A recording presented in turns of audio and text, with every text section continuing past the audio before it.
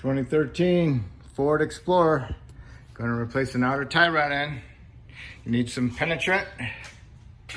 Spray the tie rod nut down and the adjuster sleeve for the inner tie rod goes on there. And then you need to get a 21 millimeter wrench.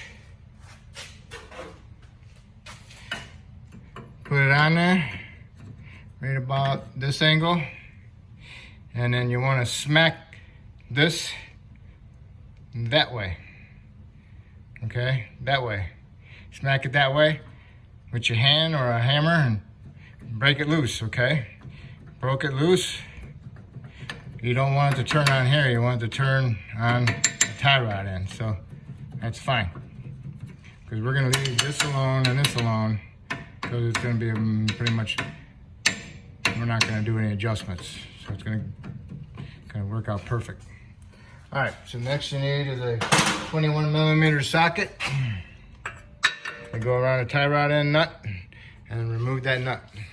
If the nut turns on you and spins on the knuckle, you need to push that tie rod end up into that knuckle to make it tight.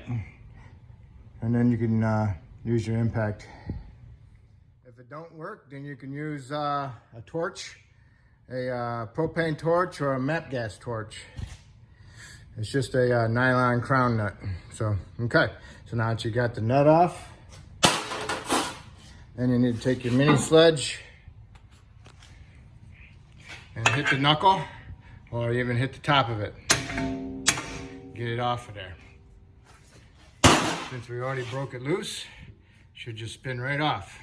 If it doesn't spin right off, then you have to get some vice grips and hold this and then turn this. And you can put a wrench on here like this to turn it, okay? If it's stiff.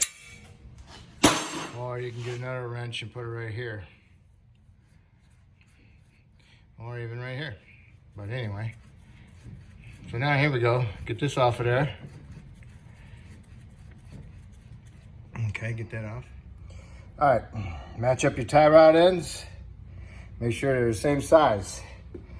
If they're a difference, if this one's a little longer, then you'll have to screw your thread in on your adjuster nut on the inner tie rod end to match the difference. If it's shorter, you have to thread the nut out on your inner tie rod end to match the difference, okay? But since it's perfect, then just leave it alone and just snug it up once you got it in there.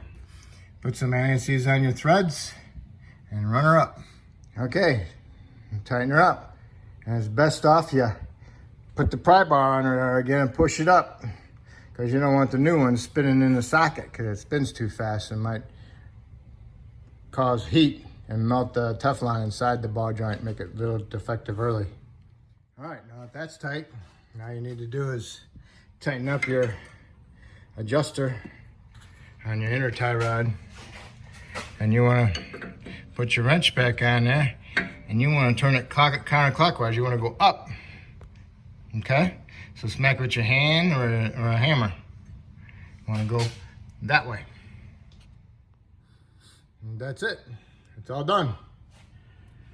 So no adjustments necessary. Everything's pretty much the same as the factory.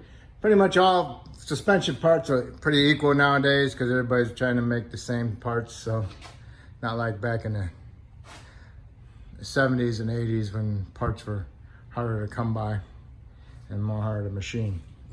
So that's it. That's how you do your outer tie rod in. All right. If I helped you out doing this outer tie rod, that's great. Maybe you can help me out by subscribing. I appreciate it. If you already did, I want to thank you.